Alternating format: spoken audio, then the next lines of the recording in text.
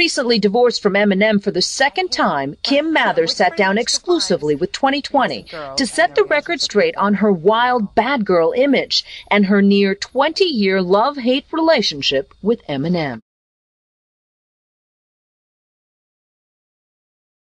I mean, I guess we could talk to each other about anything. I guess that was a big thing in a relationship, but I don't know if he was a good husband or not, really. He's the only husband I've been with, so I can't compare him to anybody else. What kind of a dad is he? He's an excellent father. He loves the kids very much. Whenever there's anything, a field trip or anything that has to do with school or any of the activities that she's involved in, you know, he's always right there with her. If there's anything that, you know, if she's upset about something or needs to talk or just needs to be comforted, he's always lending a helping hand. You know, he always wants to be there for her. He's always asking her, you know, trying to stay involved in her life, you know, how she's feeling, how was her day, what's, you know, going on. He was just always there for her. It just seems like ever since he's got, you know, famous, blew up, our relationship went downhill from there, you know. He became arrogant and cocky, and everything that he did for me or the kids, he has to be praised for, you know. And, you know, he's so used to getting so much attention and people praising him for his work that he expects that when he comes home, and it's not the same. I don't look at him like that, you know. I'm not putting you up on a pedestal. You're not that person to me, you know. And that's what he wants all the time, and it didn't work out. Money's great, yeah, you know, if kids want anything, they can have whatever they want, but it doesn't make your husband stay at home with you or sleep in the same bed with you. And when your husband is famous and always gone and not there, you're basically there alone anyways. So, I mean, money doesn't put somebody in bed next to me to hold on to at night, you know. Do you think the affairs that you had to do more with the loneliness or in some ways of getting back at him for not being there? I just really wanted attention and love from somebody, you know. I was lonely and I didn't have very good self-esteem, you know. But a lot of people have affairs to get back at their lovers. Well, I'm sure that had something to do with it too. It's you. Probably everything. We both had our moments of infidelity. I can't even count on one hand, you know, both hands how many times he's done it. But I'm not out there, you know, publicly humiliating him and putting all of his faults out there for the whole world to, you know, criticize him over. I was embarrassed. I was humiliated. I cried. You know, I have to make sure that my kids don't hear it. And then I always just wonder what people think of me, you know.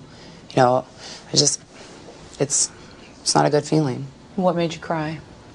Just the lyrics and the fact that he is supposed to be the man that loves me and is supposed to protect me, you know, from being hurt. And here he is completely and totally disrespecting me in the worst way possible in front of millions of people. And in front of our kids, my family, my friends. And now it just makes me angry because of what everyone thinks of me and the fact that now I realize, you know, there must not have been much love there, you know, for him to do that. And I wasted so many years thinking there was.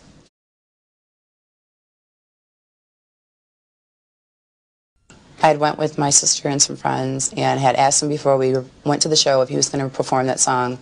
And he said no. He said no because I know that you're going to be there and I wouldn't do that to you.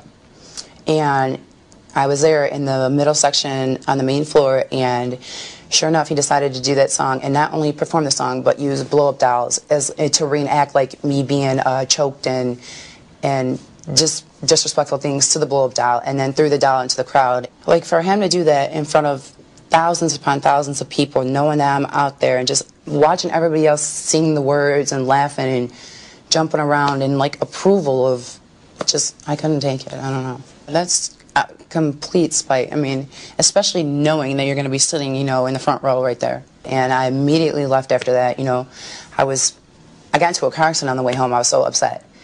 And I made it home, and I could not gather my senses. And I went upstairs in my bathroom and I slit my wrist and ended up in the hospital.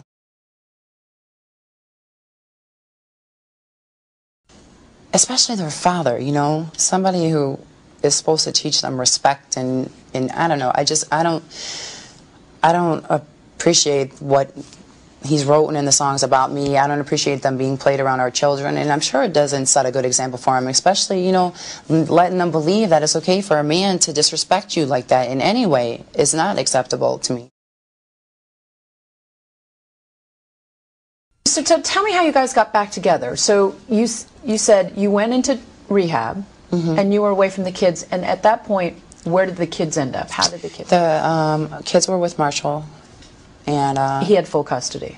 He had full custody of the kids.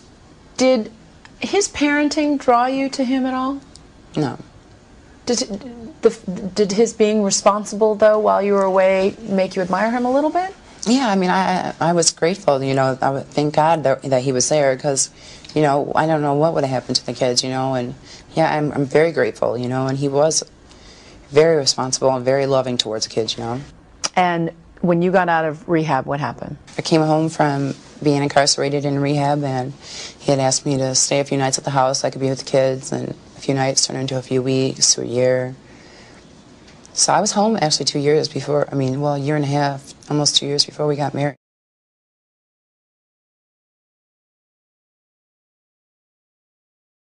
I was excited, I was happy, but at the same time I thought he was rushing things a little, you know. Why? Because usually, I don't know, in our relationship there's a pattern, like we'll have 2 good years and then it will go bad for some reason. It's like a 2-year max with us, and we hadn't reached the 2 years yet. I just didn't want to rush into anything before the 2 years.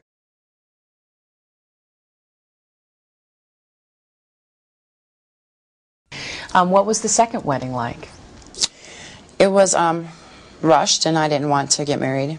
He had said pick a date, and I said, well, let's wait a while. And he basically said, you know, you either know now and we can set the date, or you know, you can just take your stuff and go, because if you don't know right now that you still want to be with me, then you're never going to know. So you got married for the second time. Yeah. Lovely candles and flowers. It was a beautiful wedding. Describe it for me. I had the big dress and all of our family and friends, and the kids read, and they were all beautiful. I mean, he had our kids read at the wedding, you know. It was gorgeous. It was beautiful. I loved it. I loved every minute of it. But shortly thereafter, things went wrong. Yeah, he left our home February 25th. He actually physically left the home. What happened? There was a disagreement between me and his brother. About what? Inappropriate behavior that his brother had, yes, and that's what it was. And then the next morning, there was a note in the bathroom that said, I'm going to the other house, I need to clear my head. I'm still confused about the whole thing. It's baffling to me. It's baffling to me, too. He didn't even come around for a month after that. Like, he didn't come see the kids, he wasn't calling me, he didn't return phone calls. I didn't know what the heck was going on. And then his attorney's assistant comes to the door and serves me papers. Did he break your heart? Yeah, this time he did. How did he do that? Because I feel like he just used me this time. He used me, and he didn't just hurt me this time. He had our kids read at our wedding. And then, 40 days after our marriage, he walked out because of an argument with his brother. We've made it through me being incarcerated, rehabs, different boyfriends and girlfriends, and an argument with his brother was enough to leave. There has to be something else going on. I just don't know what it is.